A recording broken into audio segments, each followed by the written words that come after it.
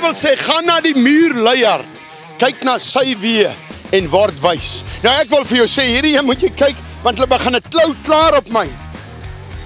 Maar ek gaan nie meer preek oor luiaard nie, want baie is te lui om Bybel te lees, baie is te lui om God te dien, hy is te lui om in die oggend op te staan en kerk toe te gaan, maar cricket toe kan hy gaan, rugby toe kan hy gaan, waan toe kan hy gaan, maar weet jy wat moet eintlik gebeur? Partykeer moet 'n rooi muur as buite bietjie, onthou jy nog daai, is dit Worsie Visser of wie dit sing, 'n rooi muur, dit mos 'n eysterbek, wat vreeslik seer gebeur, ek moet so staan 'n trap hulle klim, maar hoor gou mooi, miskien moet 'n muur jou 'n slag byt, dat jy wakker raak, en Jesus begin volg, Jesus begin dien,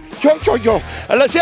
ek wil vandag vir jou vra, kom by God uit, voordat die mure jou byt, voordat die wurms jou in jou kus eet, wil jy nie by Jesus uitkom nie, los die sonde, bekeer vandag tot hom, in Jesus naam, Jesus like jou.